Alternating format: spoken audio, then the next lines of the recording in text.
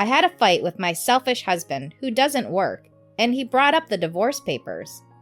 I met my husband through a mutual hobby. As he taught me what I couldn't do, I was attracted to his dependable personality, and we got together, got married, and had a daughter 2 years later. Marriage and childbirth took us away from our shared hobby, but my husband was still a dependable man in our lives. "Thank you. You're so great," I told him every time. "You owe this happy life to me, don't you?" It had become his habit to say so. I had been bothered by it since I noticed it. But he was really a dependable person, and more importantly, after I got married, I became a full-time housewife. So I just accepted the fact he was earning money for me and had a point. Until 2 years ago, when he suddenly quit his job. It was a normal weekday, and I was waiting for my husband to come home while my daughter, who had just started elementary school, was doing her homework. Then he came home a little later than usual, in a strangely good mood. "Hey, I quit my job." That's what he said. At first, I didn't understand what he meant. It was like he'd been drinking a little bit and being defiant. Huh? What? Why? "I've had a boss that I don't like for a long time, but today, just because I made a mistake, he told me I was useless and unreliable. He said that he usually does more work than the others, and that's why the department is running. I was so annoyed that we started arguing, and I said, 'I quit,' and walked out of the office." I was surprised myself that someone would really say something like that. He looked very refreshed, though. I convinced him to calm down for the time being because it seemed like he was in the heat of the moment. Our daughter is still little, and it's not good for us to lose our income, so I want you to think it over.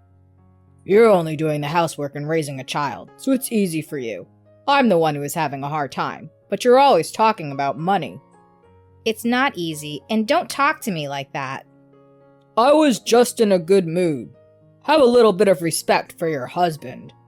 For some reason, he thought that I would just thank him for his hard work and that I would accept it. It's not that I had no respect for my husband, but I was more surprised and anxious. And more than anything, I couldn't forgive him for his attitude of making decisions on his own and feeling relieved about them. It seemed that he had decided to quit on the spur of the moment, and later his boss suggested that they have a meeting to discuss the matter. Hearing that, I told my husband to reconsider. "See? They need me. I'm going to join a bigger company and make them regret all the things they said to me." He didn't listen to me until the end. I guess he was having a hard time backing down after he said that, so he ended up resigning. We had some savings, so I thought it would be okay if he could get a new job soon. "Don't worry.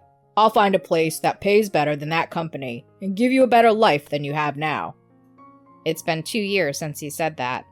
I've managed to make ends meet by saving. I tried to talk to him, including the possibility of me working, but he pretended to be looking for a job. Well, I'm sure I'll find a job soon." He wouldn't listen to me. He was sitting on the couch playing with his phone. "The commute is too long. The conditions are just not good enough." He was just pretending to look for a job. I'm at the end of my patience, and I've decided that I really need to do something about it, including getting a job. So I asked him for some serious advice. "Hey, we're really running out of money. Why don't you try working somewhere?" He suddenly got angry at me. "Well, why don't you try working? You're just doing housework and raising a child." Housework and raising a child are great jobs. In fact, it's getting hard to do both while saving money. I thought I had calmly and honestly told my husband that I was in trouble, but this great job seemed to offend him. "Are you saying that your job is harder than what I used to do? I mean, you just cook a little and clean a little. If you're going to be like that, why don't you go to work? You used to be the kind of woman who never forgot to thank me for everything. But now that you're living off my income, you think you're great just for doing the housework and raising the child? I don't like that." He was being sarcastic.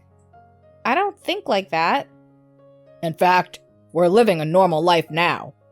Who do you think worked so hard to get those savings?" I'm sure we're getting by on our savings now from your income, but we're saving quite a bit, okay? You're not serious about saving money, aren't you? We're eating snacks and buying clothes as usual. You're not working hard enough, whether it's housework or saving money. I've been working hard and earning money for years, so why don't you go to work and support the family? Well, I don't think you can, though. If I'm going to consider working, you're going to have to help me with the housework and saving money. Anyway, I don't want you to stay on the couch all day. I need you to try to get a job or do some housework. Huh? Why can't you work just because of the housework? I'm telling you that if you work harder, you'll be able to manage both. You're just making excuses because you're not confident enough to find a job. You really can't do anything without relying on me, can you? I guess I've been praising him a lot for a long time, and it's been working in a weird way. We're a couple, so it's normal to depend on each other. If you don't want to work, I'll work harder. Even if it's just helping out a little at first, you've got to help me because job hunting is hard enough as is. I tried to persuade him, but he insisted that he would not do the housework. Even so, I persistently asked him to do something about it, and his tone gradually became rougher and rougher. I didn't think you were this cocky. If you're not going to support your husband in a sullen way, I'll consider divorcing you. Is that okay with you? I don't know when he got them, but my husband brought out the divorce papers. I wondered why he would say such a thing, or if he had been thinking about divorce for a long time, because he had the divorce papers. And so many other things came out of the blue that I couldn't respond to anything. When I didn't say anything, my husband looked at me with a triumphant look on his face. Well, if you change your mind, I'll reconsider about the divorce. Just take your time to think about it. With that, he left the room. He just pushed divorce papers on me, and I've been thinking about it for a few days, but I don't know what to do. I'm going to talk to him about the divorce tonight. I can't live with you if you don't help me. I want to go back to my parents and work while they help me with the housework and raising a child. So let's get a divorce, I told him.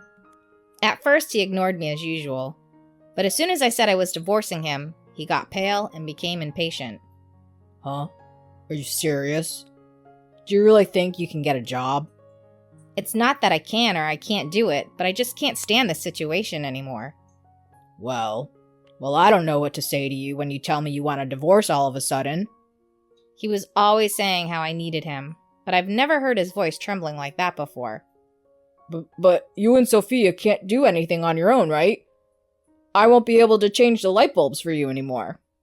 Looking at my husband being so shaken up and repeating how he wouldn't be able to do this and that, I was getting more and more determined about divorcing him. He didn't say he'd work right away, and I'm already moving toward divorce. We're going to talk about it one more time tomorrow. We had a talk. I told him that I wanted to make sure again how much he was willing to work for the time being. I told him again what I had said when he handed me the divorce papers, that we could manage if we both worked, even if our income went down, and that we wanted to share the housework and childcare for that purpose. My husband was very depressed because of what happened yesterday, but he started blurting out his opinions in a quiet voice. I'm not saying I'm not willing to work, but it's hard to find a job that fits the criteria I'm looking for. With my background, I should be able to get a good job. I can't get into a crappy company.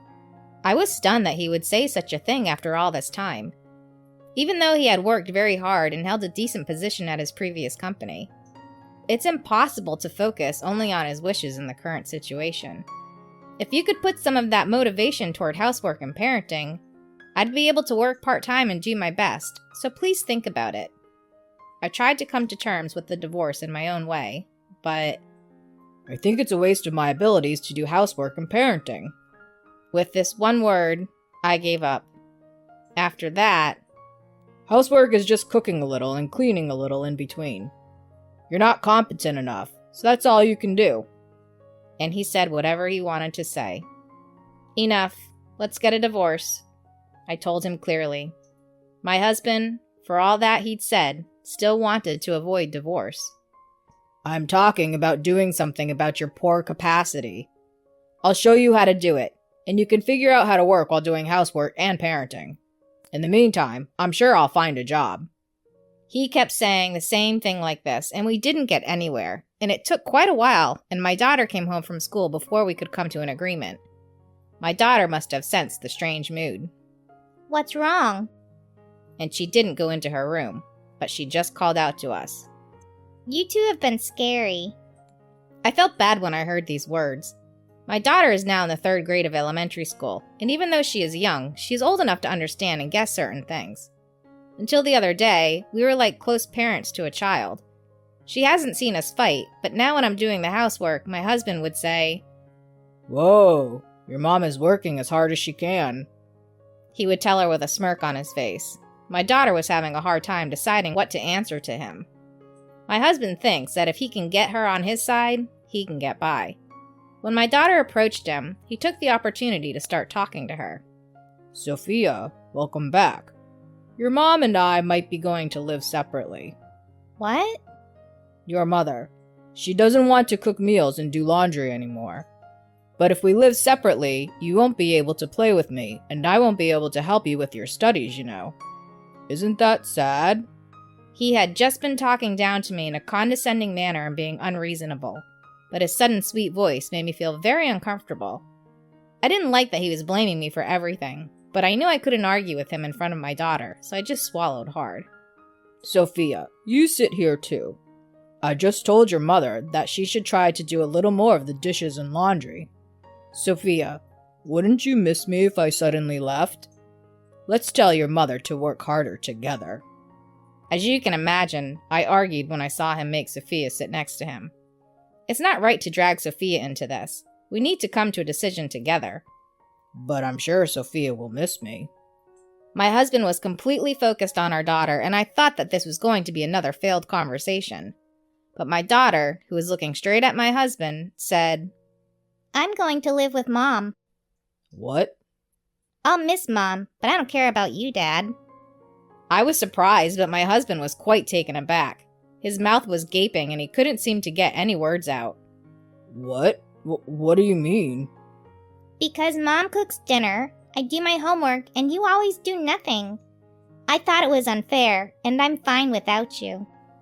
It seemed like Sophia was dissatisfied with my husband in her own way, even before we started fighting. She was also beginning to be rebellious, so I guess she disliked her father even more at the time. Mason, who didn't play with her and didn't teach her anything, didn't seem to notice. You don't play with me, and you don't help me with my studies. "But we went to the park together." That's when I was in kindergarten. My husband, who was always sarcastic towards me, didn't seem to be able to say anything back to my daughter. His mouth turned into a grunt, and he became smaller and smaller. "But look, if I'm not here..." You're just playing on your phone. I don't care if you're not here. "Don't say that." To be honest, my daughter's words helped me a lot. I think it hurt a lot that she said she didn't care if he was there or not, and my husband just looked down and didn't say anything anymore. I felt I had to thank my daughter, but at the same time, I thought that I had to be stronger. In the end, he didn't say a word after that, and he just nodded his head, and I talked about the arrangements for the divorce. After we finished talking, I said, "So that's that." I stood up. "You're really sure about this? I'm going away." He said with a desperate look on his face, but Dad, you're talking too loud. "I'm sorry." My husband's voice became quiet again at the sound of my daughter's disgusted voice. That's when the ugly struggle began. "I'm sorry, Sophia. I'm going to work. You may not know it now, but there will come a time when you will definitely wish you had a father." Mom. My daughter has never seen her father sound so pathetic as he sobbed half-heartedly. He had been very strong until a few minutes ago, but now he was in trouble and sat down next to me and grabbed my arm. All the while, my husband kept apologizing. "I'm sorry."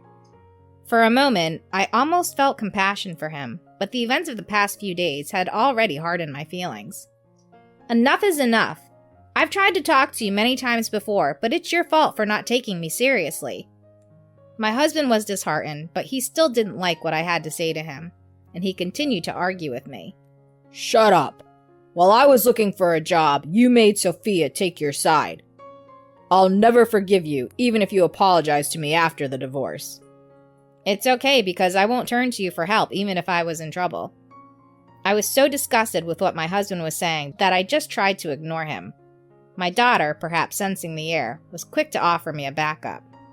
It's kind of lame that you're only complaining to Mom. "Lame? Sophia." Mom, let's just ignore him and have dinner. I'm hungry. "Sophia, this is more important than dinner. Let's talk about this, for God's sake." Dad, when I ask you to listen to something important, you always listen to me while playing with your phone. When she came home from school, she would often sit on the sofa and talk to my husband about what had happened at school, her worries and which things she wanted to buy first with her limited allowance. All of these things were important to our elementary school daughter, but my husband would not take his eyes off his phone and would often just reply with a blank stare.